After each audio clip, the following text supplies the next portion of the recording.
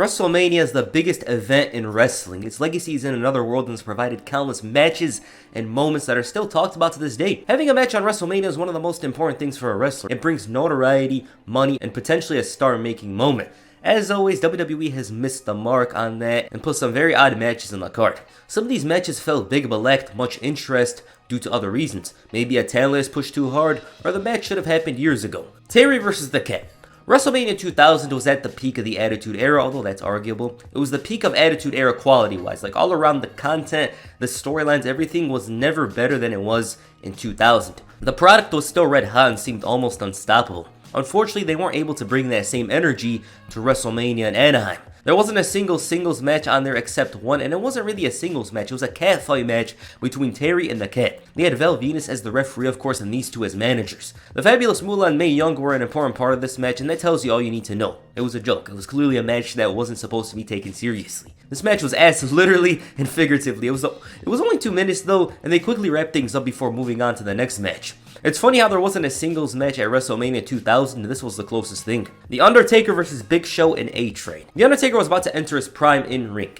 2002 was a year where he got himself back together and slowly became the best pure striker. You guys remember that era, The Undertaker, the best pure striker? Well, this was the beginning of it. It's a good video to do in itself to talk about how The Undertaker fixed himself, but 2003 was still a time where they were giving him random big guys. You know, there was a time period where Undertaker was constantly facing big guys, green guys, and these guys weren't green. You know, the guys I'm about to mention, they're not green, but they weren't the best case scenario for The Undertaker at WrestleMania, as WWE would notice a couple of years later. Big Show and A-Train was a random pairing in itself, with the only similarities they had was that they were heels and associated with Paul Heyman. It was a story that started a while ago with Big Show taking out The Undertaker, and a singles match between Undertaker and Big Show at WrestleMania 19 wasn't going to be out of this world. They had better matches later on, but it would have been better than this handicap match. That said, they obviously need to get A-Train on the card because he had done some dominant heel work and stuff like that, so it makes sense. But handicap match, Undertaker, just sounds weird.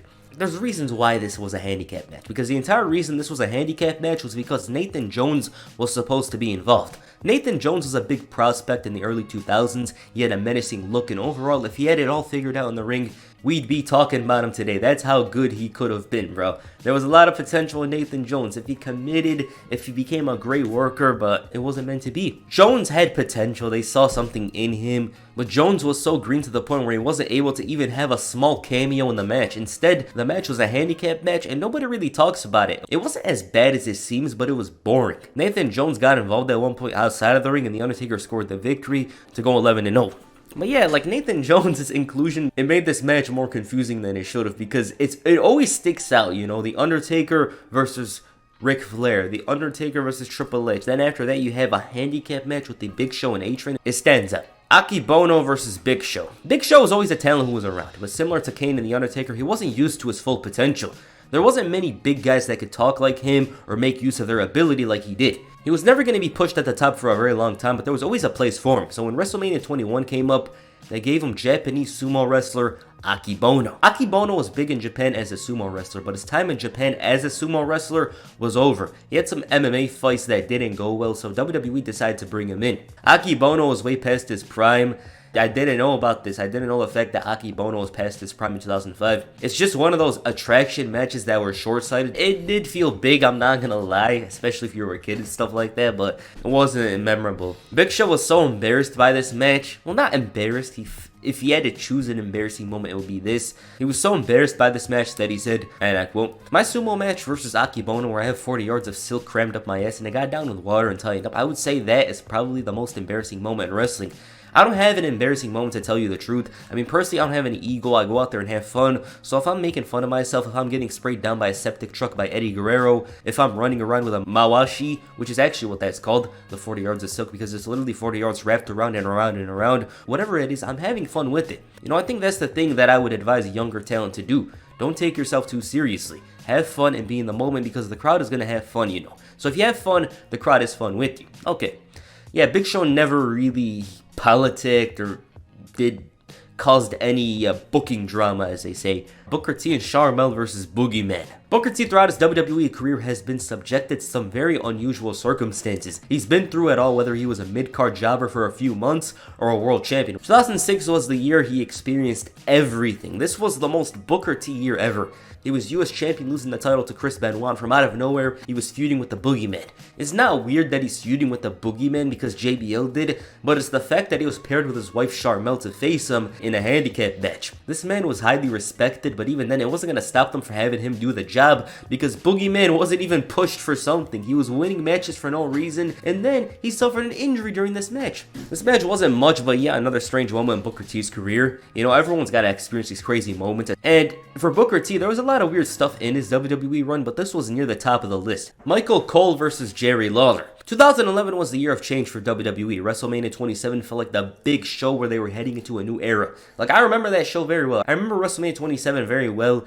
Nostalgic, of course. It wasn't really a great time, but I remember everything felt big and fresh. Once you watch the actual show, none of what I mentioned seems to appear on the show. And that's what I'm about to mention. But WWE showed that even though The Rock was around, the product was dominated by new faces, they were still stuck in their old ways. I think everyone had an idea that Michael Cole and Jerry Lawler was happening at WrestleMania. The feud was built on envy and contempt. Cole slowly started becoming more brash and out with his opinions to the point where he was biased towards other wrestlers. The King was still looking to win the WWE Championship, and this got in the way with Cole's bias towards The Miz, who was champion. They bickered often, Cole cost the King the title, and they were set to face off at WrestleMania. This match goes down, and not only does it go on for far too long, Stone Cold at WrestleMania was used to officiate this. But no one's complaining because at the end of the day, this is Stone Cold.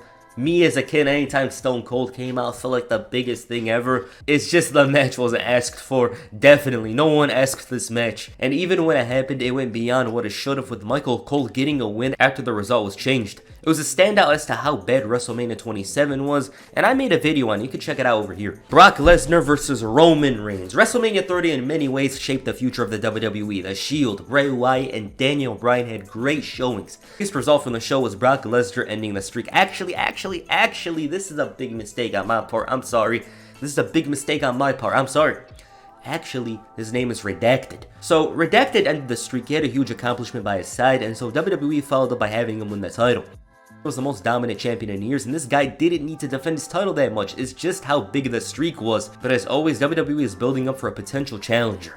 Roman Reigns. Former member of the Shield was clearly positioned as a top talent. The fans did cheer him at the time, and it's not revisionist history or anything like that. If Roman wasn't injured, he most likely would have faced Seth Rollins at Hell in a Cell and definitely had Dolph Ziggler's spot at Survivor Series. Once you look at that moment, you're like, hey, that's not actually Dolph Ziggler's moment, that's Roman Reigns. You begin to understand why they didn't push Dolph Ziggler, as unfortunate as it was afterwards. Instead, he cut two mediocre promos that, along with CM Punk's mention of gotta make Roman look strong on the Colt Cabana podcast, turned the tide to, hey, he's actually not that good. Hey, they're pushing him too hard. I'm just saying there's reasons why fans turned on Roman. They realized, number one, that they were going to position him as the WWE champion and the guy to beat Roman Reigns within a couple of months of becoming a single star, as opposed to someone like Dean Ambrose or Seth Rollins. You guys know, like Roman, he wasn't really ready. Daniel Bryan did play a part, of course, but it's also the fact that Roman Reigns was just not ready for that position. It was a big responsibility to face Brock Lesnar in the main event of WrestleMania, and it did him harm because, yes, Roman wasn't great in ring at the time, but if you gave him this exact push with the US title, it's different. This was a time where WWE just ended John Cena's push and fans weren't ready to dive in.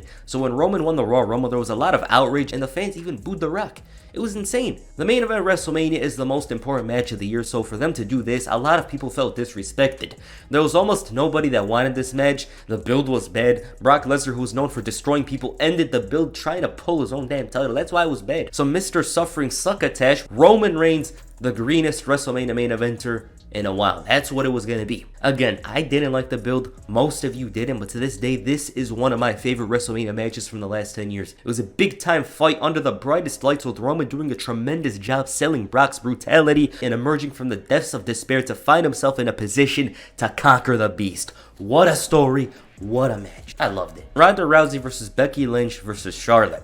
The Women's Revolution in 2015 set the stage for the next several years in WWE. It was something that had been building for a while, ever since AJ Lee dominated the division. It was clear there was more to be had with the women because after WWE went PG, they weren't doing those strip stuff or whatever, and they were in a position to move past that. Instead, it was a long 7 years with very few bright stories. And it's not revisionist history. People actually get nostalgic for the Divas era when there wasn't much there, to be honest. Like, you just go back and look at it.